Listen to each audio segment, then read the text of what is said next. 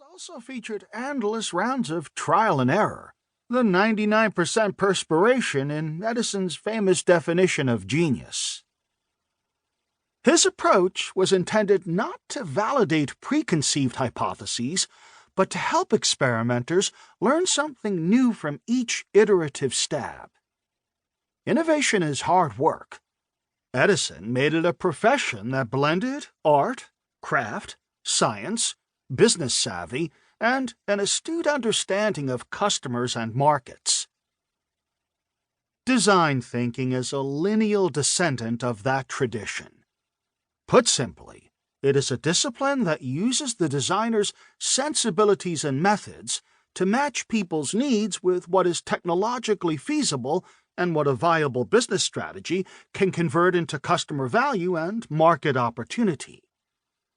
Like Edison's painstaking innovation process, it often entails a great deal of perspiration.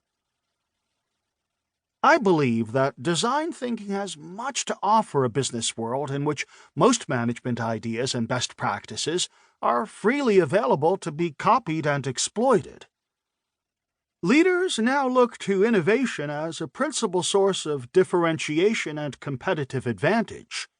They would do well to incorporate design thinking into all phases of the process.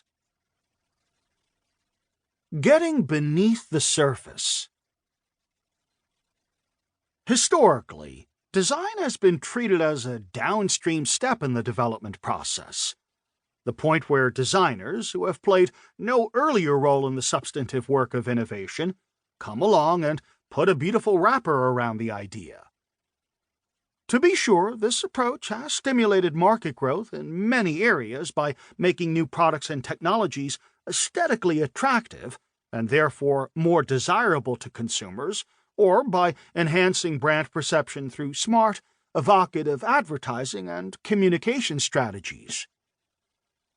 During the latter half of the 20th century, design became an increasingly valuable competitive asset in, for example, the consumer electronics, automotive, and consumer packaged goods industries.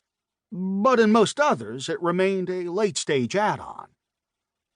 Now, however, rather than asking designers to make an already developed idea more attractive to consumers, companies are asking them to create ideas that better meet consumers' needs and desires.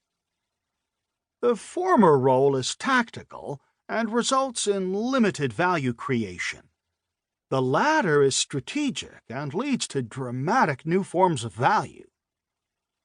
Moreover, as economies in the developed world shift from industrial manufacturing to knowledge work and service delivery, innovation's terrain is expanding. Its objectives are no longer just physical products. They are new sorts of processes, services, IT-powered interactions, entertainments, and ways of communicating and collaborating. Exactly the kinds of human-centered activities in which design thinking can make a decisive difference. Consider the large healthcare provider Kaiser Permanente, which sought to improve the overall quality of both patients and medical practitioners' experiences. Businesses in the service sector can often make significant innovations on the front lines of service creation and delivery. By teaching design thinking techniques to nurses, doctors, and administrators, Kaiser hoped to inspire its practitioners to contribute new ideas.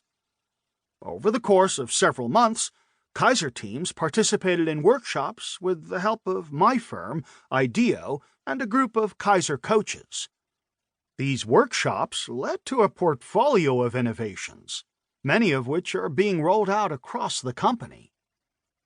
One of them, a project to re-engineer nursing staff shift changes at 4 Kaiser hospitals, perfectly illustrates both the broader nature of innovation products and the value of a holistic design approach.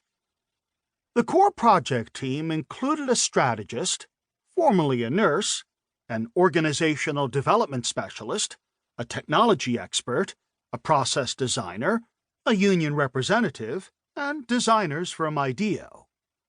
This group worked with innovation teams of frontline practitioners in each